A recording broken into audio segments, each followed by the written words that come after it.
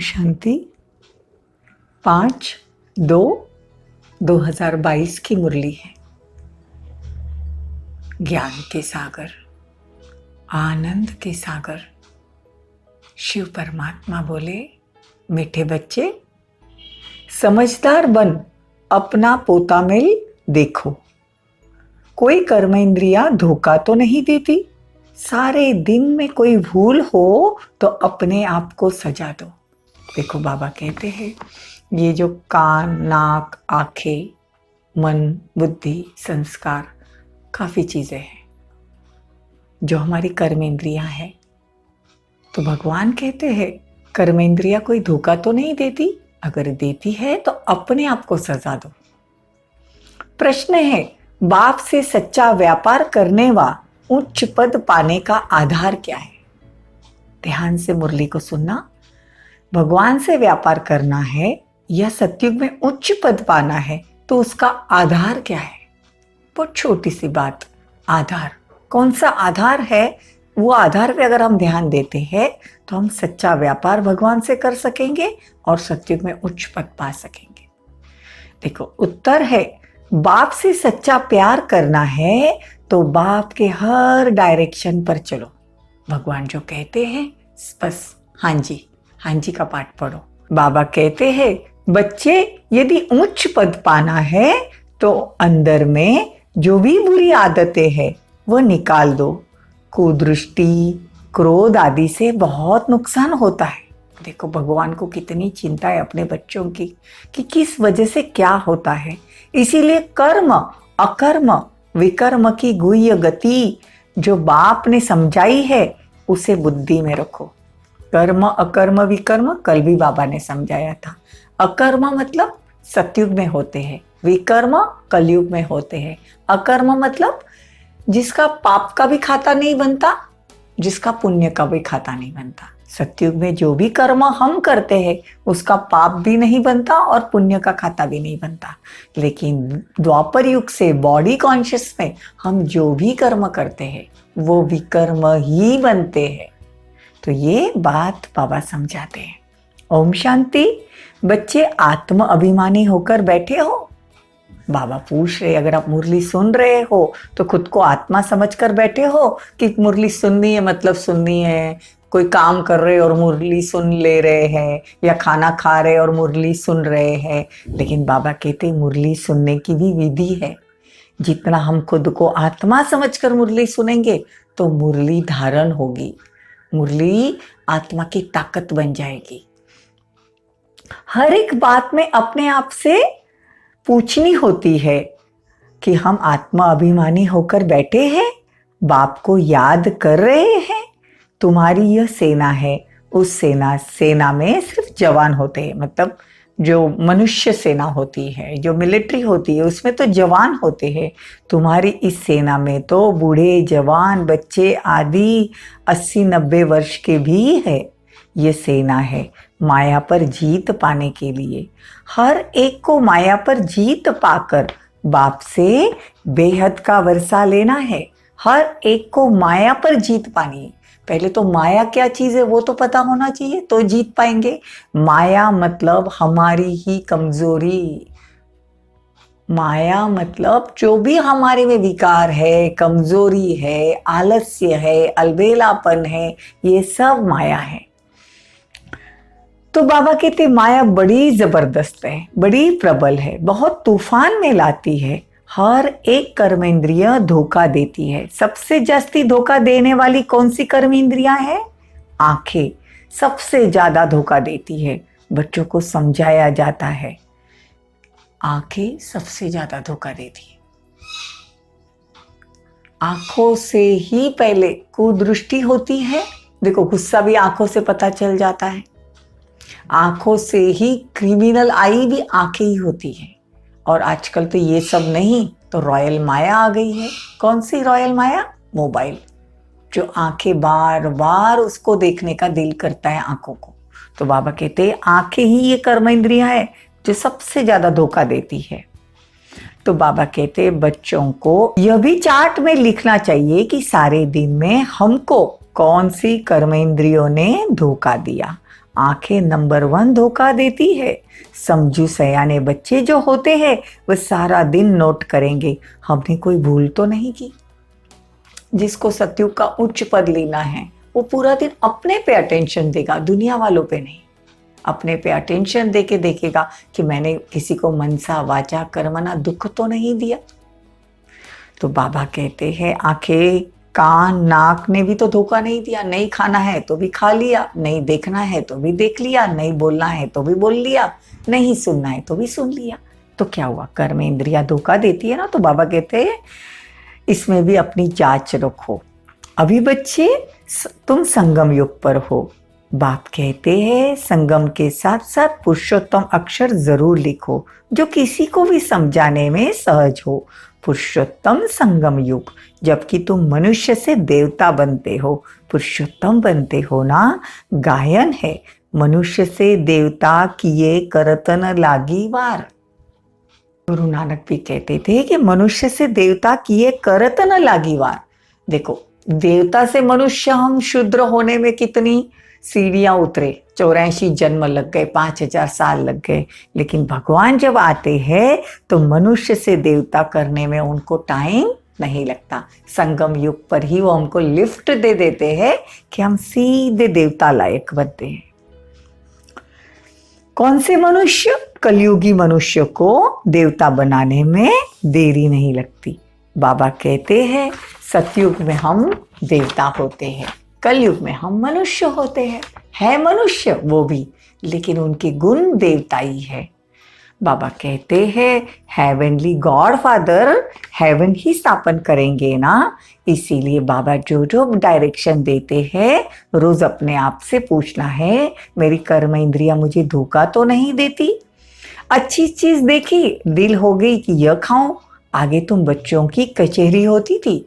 जब ब्रह्मा बाबा होते थे तो रात को सब बच्चे मम्मा बाबा बैठते थे और जो भी बच्चे कोई भूल करते थे तो बताते थे कि ये कर्म इंद्रियों ने हमको धोखा दे दिया। बाबा भी अपनी कचहरी खुद रात को बैठ चेक करते थे, मतलब खुद ही अपने आप को चेक करते थे, कचहरी बिठाते थे और कहते थे कि आंखों को डांटते थे कि तुझे मना किया था ना ये देखने को। फिर मुख को भी बोलते थे कि तुझे तो मना किया था ज्यादा बोलने को। मतलब बाबा भी अपनी खुद चेकिंग रात को कचहरी बिठाते थे। वैसे अगर हम अपने आप को चेकिंग रात को करेंगे तो बाबा कहते हैं उच्च पद पाएंगे। जितना हम अपने आप को चेक करते जाएंगे कि हमने मनसा में किसी के लिए बुरा तो नहीं सोचा। देखो ये तो चीजें दूसरों को दिखती नहीं है, लेकिन अगर दिल ही दिल में हम अपनी चेकिंग करें और अपने को सुधारते जाए तो बहुत आगे जाएंगे। बाप कहते हैं बच्चे चोरी करना भी बुरी आदत है, ये खराब आदत छोड़ देनी चाहिए। बाप कहते बच्चे बुरी आदतें जो भी है वो निकाल दो, क्योंकि तुमको उच्च पद पाना है। अगर बुरी आदतें होगी तो तुम उच्च पद पा नहीं सकोगे। भले स्वर्ग में जाएंगे परंतु कहाँ राजा कहाँ प्रजा, और प्रजा में भी बहुत गरीब साहूकार होते हैं। तो कर्म इंद्रियों की संभाल करनी है। किसकी? खुद की कर्म इंद्रियों की। जितना हम खुद की चेकिंग करते जाएंगे, अपने कर्म इंद्रियों को कंट्रोल में रखेंगे, अपना पोता मेल रखेंगे, तो क्या होगा, हमारा चार्ट दिन ब दिन सुधरता जाएगा। यह भी व्यापार है ना, कोई विरला ही यह व्यापार करे। बाबा कहते हैं व्यापारी लोग पोता मेल देखते हैं कि रात को कितना फायदा हुआ कितना नुकसान हुआ। वैसे हमने भी चलना है। करना क्या है, जो बाबा बोलते हैं ना ध्यान से सुनना है और भगवान जो कहते हैं वो करने की कोशिश शुरू कर देनी है। तो एक कदम हमारा, हजार कदम बाप के। बाप समझाते बच्चे अगर मेरे से व्यापार करना है, उच्च पद पाना है तो डायरेक्शन पर चलो। अभी तो सब कहते हैं हम नर से नारायण बनेंगे, परंतु अपने आप से पूछो तो सही, बाबा जो डायरेक्शन देते हैं उस पे हम अमल में लाते हैं तो हमारी उन्नति होगी। बाप कहते हैं मंजिल बड़ी भारी है, इसीलिए अष्टरत्न पास विद ऑनर होते हैं। देखो हम भक्ति मार्ग में अष्टरत्न की अंगूठी पहनते थे, गृहचारी बैठने पे ब्राह्मण लोग बताते थे, लेकिन बाबा कहते अष्टरत्न वो बनेंगे जो सजा नहीं खाएंगे और उनका ही गायन और पूजन होता है। 8 रत्न और बीच में 9वां शिव बाबा। तो बाबा कहते हैं दुनिया वाले तो वो अष्टरत्न की अंगूठी पहनते ग्रहचारी बैठने पर, लेकिन बाबा कहते तुमको जो पहले जो 8 पास होंगे वो सजा नहीं खाएंगे। बल 9 रत्न भी होते हैं, उसमें नंबर 1 है बाबा। बाकी अष्टरत्न जब कोई ग्रहचारी बैठती है तो 8 रत्न की अंगूठी पहनाते हैं, तो वो पास विथ ऑनर 8 ही निकलेंगे। बाबा हर एक बात बहुत अच्छे से समझाते हैं। फिर तुम कहते हो ठिक्कर भित्तर में है। अब बाप कहते तुम सब असुरी मत पर मेरी ग्लानि कर अपकारी बनते आए हो। अब हम तुमको उपकार करना सिखाते हैं। तुम बच्चों में कुदृष्टि क्रोध आदि कुछ नहीं होना चाहिए, अगर है तो अपना ही नुकसान करते हो।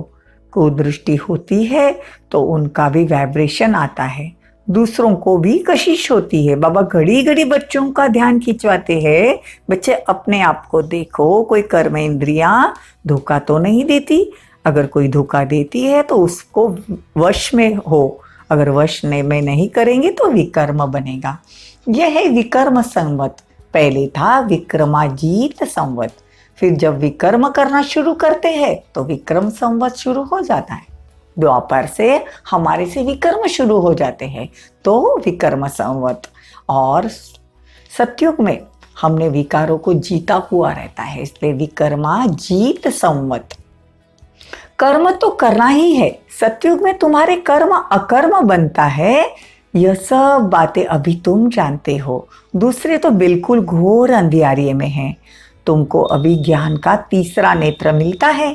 त्रिनेत्री त्रिकालदर्शी बनाने वाला एक बाप है। तुम मूल वतन, सूक्ष्म वतन, स्थूल वतन को जानते हो। आधा समय के बाद फिर दूसरे धर्म वाले आते हैं। देखो सतयुग त्रेता में हम, और उसके बाद द्वापर से दूसरे धर्म वाले आते हैं। तो बाबा कहते हैं जितना परमात्मा को याद करेंगे उतना सद्गति को पाएंगे और विकर्म विनाश भी होंगे। तो बाबा कहते हैं तुम हो पांडव सेना, तुम सब पंडे हो, शांतिधाम और सुखधाम में ले जाने वाले। तुम्हारी बुद्धि में हम गाइड्स है। बाबा भी लिबरेटर है और गाइड है। लिबरेटर मतलब छुड़ाने वाला, दुखों से छुड़ाने वाला लिबरेटर परमात्मा आया है। गाइड मतलब रास्ता बताने वाला कि तुम अगर मेरी मत पर चलोगे तो तुम सतयुग में जाओगे। तो हर एक को लिबरेट करना है दूसरों को। दुनिया में दुख तो बहुत है, कोई मानसिक रूप से परेशान है, कोई शारीरिक, कोई आर्थिक, लेकिन बाबा कहते तुम मेरे राइट हैंड बच्चे हो। दुनिया में बहुत सी आत्माएं हैं जो बहुत दुखी है, बहुत डिप्रेशन में है, लेकिन बाबा कहते तुम मेरे राइट हैंड बच्चे हो ना, तो तुम सबको निकालो, सबको रास्ता बताओ, तो वो भी खुश हो जाएंगे। जहां तक हो सके विकर्म नहीं करो जो नाम बदनाम हो भगवान का बनकर। अगर हम भगवान का नाम बदनाम करेंगे तो क्या बद पाएंगे। तो बाबा कहते वो तो और ही विकर्म हो जाएंगे, इसलिए बहुत खबरदारी रखनी है। बच्चे कहते हैं बाबा हम आपसे पूरा वर्षा लेंगे, टीचर से पूरा पढ़ेंगे। अरे ऐसा टीचर फिर कब मिलेगा क्या? यह तो बस तुम ही जानते हो, देवता भी बाप को नहीं जानते। देखो संगम युग पर हम भगवान को जानते हैं, लेकिन सतयुग में जाने के बाद हम सब भूल जाएंगे। हमको जो ये संगम युग पर जो ज्ञान मिला है ना, वो प्रायलोप हो जाता है। प्रायलोप मतलब एकदम आत्मा में से निकल नहीं जाता है, लेकिन उस टाइम पे हम सब भूल जाते हैं कि हम देवता कैसे बने, हमने शिव बाबा से ज्ञान लिया। तो बाबा कहते हैं वहाँ पे तुम बाप को ही नहीं जानते तो अपने आप को क्या जानोगे कि हम देवता कैसे बने। यहाँ पे तुम त्रिकालदर्शी बनते हो। भगवान सारी सृष्टि के आदि मध्य अंत का ज्ञान सुनाता है कि आदि में हम क्या थे, मध्य में हम क्या, द्वापर में थे। हमारी मूर्तियों की द्वापर में पूजा होती थी ना, पहले हम पूज्य थे सतयुग में, आदि में, फिर हम पुजारी बनते हैं और अंत में देखो कितने शूद्र बन गए हैं। तो भगवान आकर ज्ञान सुनाते हैं कि बच्चे मैं तुमको त्रिकालदर्शी बनाता हूँ। और सतयुग में तो तुम भगवान को ही नहीं, मतलब बाबा को ही नहीं जानते हो कि शिव बाबा कौन था जिसने हमको देवता बनाया, तो अपने आप को क्या जानोगे। तो बाबा बच्चों से युक्तियां तो बहुत बताते हैं, हमेशा याद रखो कि हमको शिव बाबा सुनाते हैं, शिव बाबा पढ़ाते हैं, परमात्मा टीचर है, हम गॉडली स्टूडेंट है। ये भी स्टूडेंट लाइफ है ना, तो student life is the best. तुम भी मनुष्य से देवता बनने के लिए पढ़ते हो। देवताएं होते हैं सतयुग में, कलयुग में होते हैं मनुष्य। बाबा कहते हैं, अरे तुमको मैं विश्व की बादशाही देता हूँ, कोई कम बात है क्या? करना क्या है? रोज मुरली सुननी है और परमात्मा को कर्म करते करते दिल से प्यार से याद करना है। कोई भी संबंध से याद करो, बाप, टीचर, गुरु रूप से याद कर सकते हो, फरिश्ता बनकर परमात्मा को याद कर सकते हो, आत्म स्थिति में भी परमात्मा को याद कर सकते हो और सर्व संबंधों से परमात्मा को याद कर सकते हो। कभी उसको माँ बना लो, कभी उसको पिता बना लो, कभी उसको दोस्त बना लो। हर संबंध का सुख संगम युग पर तुम परमात्मा से ले सकते हो और मिलेगा क्या? विश्व की बादशाही। कितनी इजी पढ़ाई है। अरे विश्व की बादशाही मिलती है सिर्फ शिव बाबा को याद करने से। बाबा बार बार समझाते हैं, ऐसा कोई कर्म नहीं करो जिससे विकर्म का खाता बने। तुम बच्चों को हर एक को पैगाम देना है। भले एरोप्लेन से पर्चे गिराओ, बहुत अच्छा है, लेकिन सर्विस करो। भगवान आए हैं धरती पर और भगवान का भी जाने का भी समय आ गया है। तो भगवान कहते हैं कि बच्चे अब देरी नहीं करो। ब्रह्मा है शिव बाबा का पहला बच्चा। शिव बाबा ब्रह्मा के तन में आते हैं, सबसे पहले उनको एडॉप्ट करते हैं, अपनी वननी पत्नी बनाते हैं। देखो बाबा कहते, कभी कभी बाबा कहते कि ब्रह्मा है मेरा मुरब्बी बच्चा, कभी कहते वो मेरी वननी है, कभी कहते वो पहला बच्चा है। तो देखो बाबा हर संबंध से ब्रह्मा को याद करते हैं। बाबा कहते कल्प कल्प ऐसे स्वर्ग की स्थापना होती है। हर 5000 साल के बाद परमात्मा संगम युग पर आते हैं। हर कल्प मतलब 5000 साल, और स्वर्ग की स्थापना करते हैं। सदैव बाबा बाबा कहते रहो। मुख में दिल में क्या होना चाहिए? मेरा बाबा। जो मेरा होता है ना, उसे याद नहीं करना पड़ता, उस वक्त ही याद आ जाता है। परंतु सम्मुख बैठे हैं वो भी मानते नहीं, देखने वाले तड़पते हैं। भगवान के सामने बैठे हैं, उनको इतना योग नहीं लगता है। और जो बांदेलियां हैं, पहले के ज़माने में तो औरतें इतने बाहर नहीं निकलती थी, वो बड़ी बांदेली रहती थी। वो तो ब्रह्मा बाबा शिव बाबा को देखती भी नहीं, लेकिन इतनी तड़प रहती थी उनको सेंटर पर जाने के लिए, मधुबन मतलब माउंट आबू जाने के लिए। तो बाबा कहते हैं जो दूर बैठे हैं उनको ज़्यादा तड़प रहती है, तो वो ज़्यादा याद करती है। ज़्यादा याद करती है तो उनके विकर्म विनाश भी होते हैं और भगवान से ज़्यादा कनेक्ट होती है। वंडर है ना। लिखते हैं बाबा मेरे बंधन छुड़ा दो। कोई कोई तो बाबा के बनकर फिर माया के बन जाते हैं। बाबा कहते हैं मीठे मीठे बच्चे अपना कल्याण करो। दूसरों का नहीं कर सकते हो तो ज्ञान योग, रोज मुरली, परमात्मा से बातें, परमात्मा की शक्तियां, हर कर्म करते करते बुद्धि से आपको सिर्फ परमात्मा को याद करना है, तो अपना कल्याण हो जाएगा। बाप की श्रीमत पर चलो, सबको संदेश देते रहो। एरोप्लेन से कोई कोई तो पर्चा मिला तो वो जग जाएंगे। हम हमारा अनुभव बताते हैं। शिवरात्रि के टाइम पे हमारे घर के दरवाजे पे कोई परमात्मा का पर्चा लगा के गया था। देखा सब ससुराल वालों ने, लेकिन निकली मैं। तो भगवान कहते हैं कोई भी जग सकता है, ऐसे जगाओ, लेकिन सेवा करो। सारे विश्व में खास भारत में सुख शांति तो स्थापन होनी ही है। खास भारत में यह काम होना ही है। तो बाबा कहते हैं कि सिर्फ बच्चे बाप के राइट हैंड बनकर बाबा के डायरेक्शन पर चले। अच्छा, मीठे मीठे सिकील दे बच्चों प्रति माता पिता बाप दादा का याद प्यार और गुड मॉर्निंग। रूहानी बाप की रूहानी बच्चों को नमस्ते। हम रूहानी बच्चों की रूहानी माता पिता बाप दादा को याद प्यार, गुड मॉर्निंग, नमस्ते, थैंक यू, बहुत बहुत शुक्रिया। पूरी मुरली सुनी अब मुरली में से क्या धारण करना है, 2 पॉइंट्स बाबा बताते हैं। भाई बहन व भाई भाई की दृष्टि पक्की करनी है, जितना हो सके आत्मा को देखना है। आत्मा आत्मा, भाई भाई। और हम आत्माओं का पिता कौन, हम भाई भाई का पिता कौन, परमात्मा शिव। और उनसे ही सतयुग का वर्षा मिलता है, प्रॉपर्टी तो बाप से मिलती है ना। तो बहुत खबरदार रहना है, आत्मा आत्मा को देखना है। ऐसा कोई कर्म न हो जो बाप का नाम बदनाम हो जाए। दूसरा पॉइंट, बाप में कभी संशय नहीं आना चाहिए कि सच में इस ब्रह्मा के तन में शिव आते होंगे या नहीं। बाप में कभी डाउट नहीं लाना है। अरे प्रेम से बाप को याद करना है, इतना प्रेम से याद करना है कि बाबा कहते ही आंखों में आंसू आ जाए। और बाबा हम आपसे कब मिले, ये तड़प होनी चाहिए। पर ध्यान देकर कमाई जमा करनी है। वरदान, सदा विजय की स्मृति से हर्षित रहने और सर्वों को खुशी दिलाने वाले आकर्षण मूर्त भवो। सदा यही स्मृति रहे कि मैं विजयी आत्मा हूँ। जितने ये वाइब्रेशन कंटिन्यूस अपनी भ्रुकुटी में से निकालेंगे या कंटिन्यू ये स्मृति में रहेंगे तो क्या होगा, खुशी दिलाने वाले होंगे।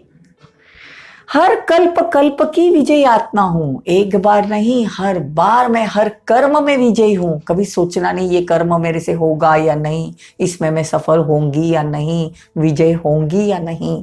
सोचना कैसे है वो भी बाबा बताते हैं। हर कल्प कल्प की विजयी आत्मा हूं, विजय का तिलक मस्तक पर सदा चमकता रहे तो यह विजय का तिलक औरों को भी खुशी दिलाएगा, क्योंकि विजयी आत्मा का चेहरा सदा हर्षित रहता है। हर्षित चेहरे को देखकर खुशी के पीछे स्वतः ही सब आकर्षित होते हैं। जब अंत में किसी के पास सुनने का समय नहीं होगा तब आपका आकर्षण मूर्त हर्षित चेहरा ही अनेक आत्माओं की सेवा करेगा। हमारा चेहरा इतना खुशनुमा हो कि हमको देख के और भी खुश हो जाए। इसीलिए देखो देवताओं के चित्र कितने हर्षित मुख रहते हैं, एकदम स्माइलिंग फेस। देख के ही मंदिर में जाके दिल प्रसन्न हो जाता है। वैसा हमारा चेहरा होना चाहिए। स्लोगन, अव्यक्त स्थिति की लाइट चारों ओर फैलाना ही लाइट हाउस बनना है। अव्यक्त स्थिति मतलब आत्मिक स्थिति में टिक कर परमात्मा को तुम जितना याद करोगे तो वो लाइट चारों तरफ फैलेगी और हम लाइट हाउस बन जाएंगे। हमारे से ही शक्तियां निकलेगी, परमात्मा की शक्तियां हमारे में और हम आत्मा से पूरे विश्व में। ओम शांति। ओम